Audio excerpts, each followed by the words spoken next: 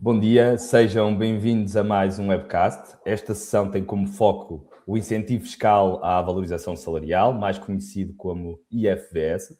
Hoje vamos abordar as condições de acesso e cálculo deste benefício fiscal, que permite deduções fiscais significativas para empresas que realizem incrementos salariais.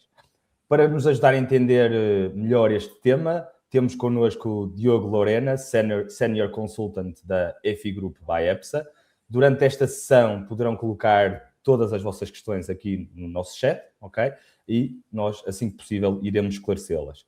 Antes de mais, gostaríamos de vos dar a conhecer os principais requisitos e a forma de cálculo do IFVS. Para tal, Diogo, pedia-te que nos desses a conhecer um pouco mais sobre este benefício fiscal. Bom dia, Tiago. Bom dia a todos que estão a ouvir. De facto, é uma oportunidade importante para falarmos aqui do IFRS, porque este incentivo fiscal tem sofrido atualizações ao longo do tempo e, na minha opinião, está muito mais atrativo para este ano fiscal que está a fechar 2025 e até para o ano fiscal 2026.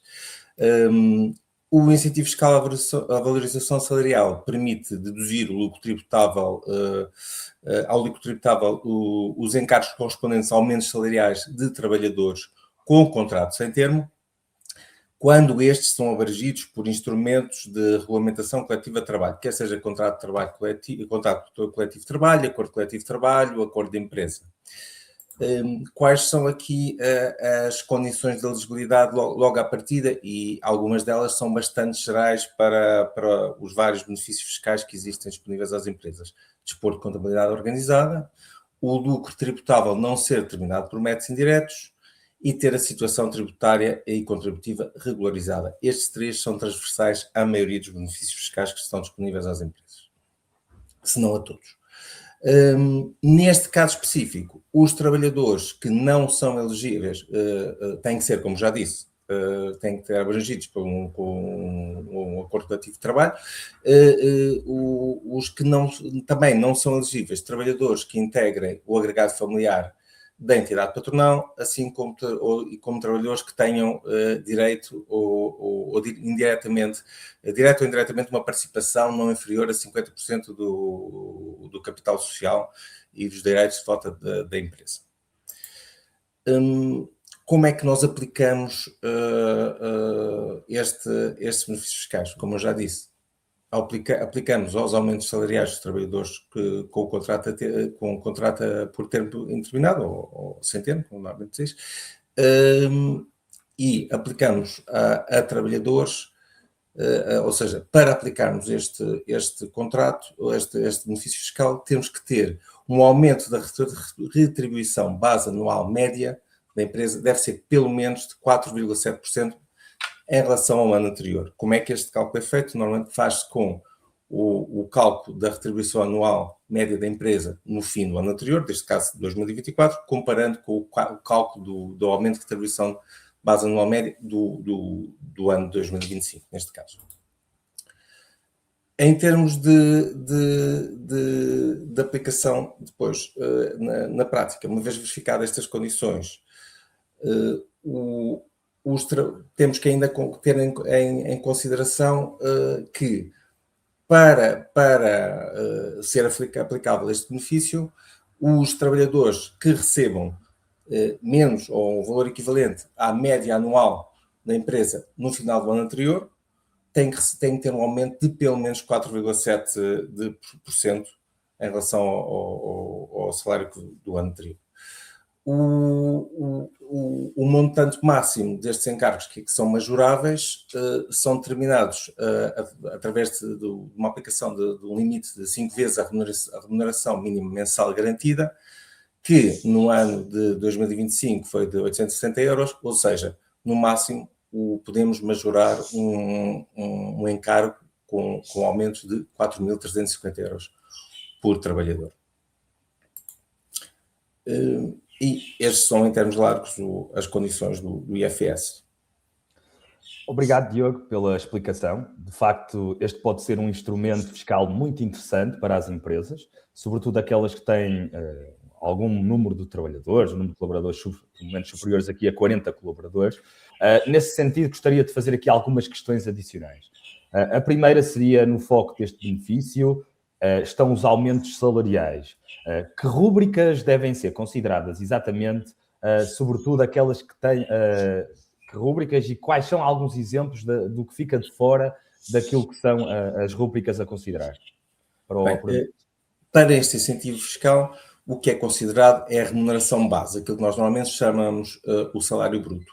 E, além deste valor, consideramos também as contribuições pela entidade patronal para a Segurança Social, aquilo que normalmente é designado TSU. Outras rúbricas acabam por não ser elegíveis, como, por exemplo, o subsídio de alimentação, bónus, entre outros, esses já não serão elegíveis para esta majoração. Depois tinha aqui outra questão para te fazer, que seria, há bocadinho falavas-me da questão da obrigatoriedade da existência do contrato coletivo de trabalho para a aplicação deste benefício. Há aqui uma questão que se coloca, a questão do incremento de 4,7% face ao ano anterior, é um facto, e a pergunta que te fazia era, terei de incrementar o salário na totalidade dos colaboradores da empresa para ter acesso a este benefício fiscal, ou isso não tem que se verificar? Aqui o que nos, para chegarmos a este benefício fiscal, a que é que estamos obrigados, segundo os estatutos dos benefícios fiscais? Por um lado, que a retribuição base anual média da empresa aumente em pelo menos 4,7%, ou seja, considerado todos os trabalhadores da empresa, a retribuição base anual média deve ter esse aumento. E os trabalhadores que ganhem o mesmo que é a retribuição média da empresa ou menos, devem ter todos um aumento de 4,7%, pelo menos.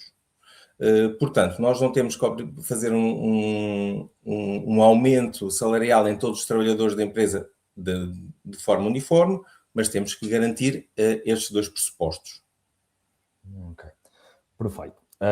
Já agora fazia também aqui uma questão que era, no âmbito do apuramento do benefício fiscal, existe a possibilidade de transferir este crédito fiscal para anos subsequentes, a par e passo daquilo que acontece com o cálculo do CIFID e do RFAI. A minha pergunta é, no âmbito deste benefício, eu ao fazer o apuramento do IFS para o ano de 2025, eu consigo transferir parte deste crédito fiscal para o ano subsequente, ou tem aqui a obrigatoriedade da dedução à coleta no mesmo ano em que é feito o apuramento? Realmente no RFAI e no CIFID nós conseguimos guardar em carteira o benefício não deduzido e deduzi-lo nos anos subsequentes. No IFS isso não acontece. E não acontece pela lógica de funcionamento do próprio benefício. O que acontece neste benefício é que o aumento dado sofre, para efeitos de IRC, uma majoração de 200%. Ou seja, eu vou conseguir, em termos de custos na minha modelo 22, apresentar ali uma majoração do aumento de 200%, ou seja, deduziu na sua totalidade, desde que haja massa coletável para acomodar essa dedução. Como é uma majoração feita nos custos dos trabalhadores desse ano, de facto não é possível transferi-la para anos seguintes. Tem que ser utilizado no ano em que é feito o report. Ok. Depois colocava-te aqui uma questão também bastante relevante que tem a ver com o timing em que pode ou não ser realizado este incremento salarial. Porquê? Porque a pergunta que te fazia era se este incremento salarial tem que ser realizado logo no início do ano fiscal, que estamos a tratar, neste caso seria 2025, ou pode ser efetuado este incremento no encerramento desse mesmo ano fiscal? Não há qualquer indicação de que o aumento tenha que ser feito em algum momento no decorrer do ano. Neste caso, estamos a falar, por exemplo, do ano 2025, não tem que ser ou no fim, ou no meio, ou no início, tal, não há qualquer condicionante nesse aspecto. O que temos que garantir é que o valor anual, o valor do salário base anual, porque estamos sempre a comparar em termos anuais, garanta os aumentos na totalidade do ano. Ou seja, desde que garantamos as condições que falámos anteriormente, podemos fazer os aumentos a qualquer altura. Ok, perfeito.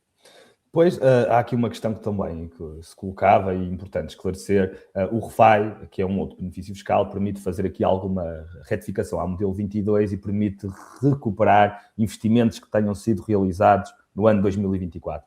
No IFVS, existe a possibilidade de eu ainda recuperar incrementos salariais de anos anteriores, ou essa questão aqui não se coloca e só posso fazer daqui para a frente, neste caso? Essa questão é importante, mas é uma questão que até é mais geral, não tem a ver com o IFS em particular. O que é que nós estamos... Qual é o cenário que me estás a pôr aqui? Estás-me a pôr um cenário em que eu detecto que poderia ter feito qualquer coisa, posto qualquer benefício da minha modelo 22 do ano anterior, vamos imaginar que era 24, e que de facto não o fiz. Então, como é que eu posso solucionar esta situação, caso seja RFI, caso seja IFS? É procedendo à substituição da modelo 22. Agora, isto tem condicionantes. E condicionantes ainda maiores quando estamos a falar de uma substituição da modelo 22 que vai implicar que o imposto a pagar seja menos do que tinha sido originalmente identificado. Na prática, o que é que acontece? Se eu estiver dentro do prazo legal para a substituição do modelo 22, que é até um ano após o termo do prazo legal para a sua entrega, eu posso substituir sempre a modelo 22. Por isso, posso, sem problema nenhum, sem qualquer penalização, e proceder a essa substituição. Se, de facto, esse prazo legal já tivesse sido ultrapassado, estamos a falar então já de tentar recorrer, se for o caso, a uma reclamação graciosa para a autoridade tributária nos reconhecer esse benefício. Claro que aqui uma reclamação graciosa pode gerar uma coima, por exemplo, por isso é importante avaliarmos caso a caso para ver se o benefício potencial compensa os custos e o trabalho que vamos ter por ser uma reclamação graciosa. Mas se estivermos naquele prazo de um ano, após o termo do prazo legal de entrega da modelo 22 do ano anterior, vamos completamente a tempo de fazer a substituição. Fazia-te aqui mais uma questão. No âmbito do CIFID e do RFI, que são outros benefícios fiscais que permitem, especialmente agora o RFI com a alteração que decorreu, permitem considerar gastos com pessoal ou custos com a contratação de recursos humanos àquilo que é a elegibilidade deste benefício. A minha pergunta é, e muito prático, se eu posso, de forma simultânea, considerar CIFID e IFS, ou RFI e IFS, no respectivo apuramento de benefícios fiscais, ou se existe aqui algum tipo de conflito entre estes benefícios? No caso do RFI, a resposta é taxativa, porque a própria legislação que define o RFI diz muito claramente que o RFI não pode ser acumulado com qualquer outro incentivo para as mesmas despesas. Por isso é que, por exemplo, também, desde pouco tempo que passámos a poder incluir no RFI recursos humanos com nível 7 ou 8, ou seja, com doutoramento ou com mestrado, desde devidamente associados ao investimento, temos já esta questão com o CIFID que não podemos pôr nos dois lados ao mesmo tempo.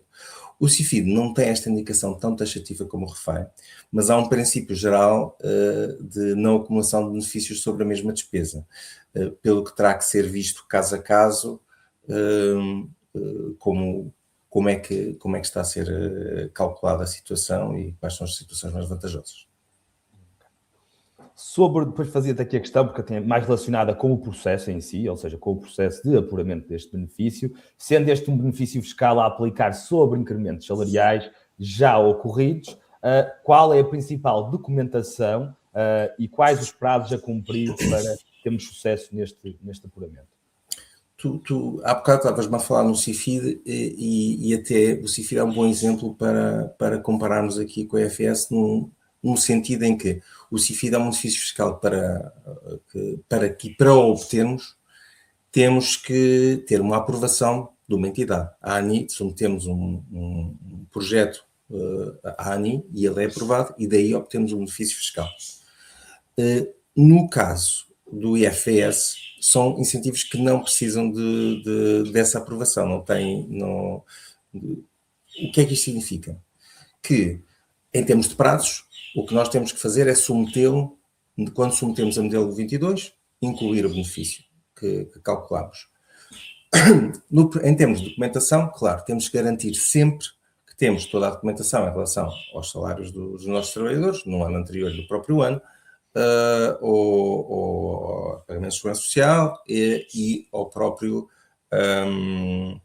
contrato coletivo de trabalho que suporta aqui a aplicação deste benefício fiscal. Mais importante, ou tão importante como isto tudo, é termos um dossiê fiscal bem construído que nos permita facilmente, já que isto não é sujeito à aprovação, mas poderá ser sujeito à fiscalização numa auditoria da autoridade tributária. Por isso temos de ter um dossiê bem constituído para explicar, documentar e explicar como é que chegamos ao nosso valor de incentivo, que é parte do serviço que o F-Group fornece aos seus clientes no que concerne aqui ao IFS, é a construção deste dossiê. Por fim, com base na tua experiência, quais são os erros mais comuns que as empresas cometem ao preparar o cálculo do IFS e como podem, desta forma, ser evitados para garantirmos aqui mais facilidade ou mais rapidez no processo de apuramento? Eu acho que, num primeiro nível, numa fase inicial, a grande dificuldade das empresas é verificar se cumprem os critérios de elegibilidade, passa por identificar que trabalhadores é que cumpram, situações como trabalhadores que por algum momento não estiveram a tempo inteiro no ano anterior, como é que são considerados, se tiverem uma baixa, uma licença. Estes são os tipos de dificuldades que vejo muitas vezes surgirem quando estamos a fazer o cálculo. As maiores dificuldades podem surgir em sede de auditoria da autoridade tributária, como estava a dizer, porque uma coisa é conseguirmos chegar ao valor do benefício, consoante os aumentos que tivemos e os trabalhadores elegíveis que tivemos, e outra coisa é ter todo o processo preparado, em termos de dossiê, para, uma vez sendo fiscalizado pela autoridade tributária, conseguir rápido e facilmente demonstrar que o meu benefício, de facto, está suportado pela documentação e na própria legislação em vigor no ano. Aqui temos uma questão adicional, que esta legislação tem sofrido muitas alterações. Era mais restritiva no passado, agora, por exemplo, no passado tínhamos os membros tínhamos uma limitação em termos do leque salarial, ou seja, os aumentos nos 10% de trabalhadores com salários mais baixos não podiam ser inferiores aos aumentos nos trabalhadores, em termos percentuais, nos trabalhadores com os 10% de salários mais altos da empresa. Hoje em dia já não temos, por exemplo, esta limitação, mas esta transformação constante que o IFS tem levado ao longo dos anos pode dificultar tanto na identificação dos critérios de elegibilidade, tanto como também no cálculo. Por fim, este tipo de benefícios fiscais são muitas vezes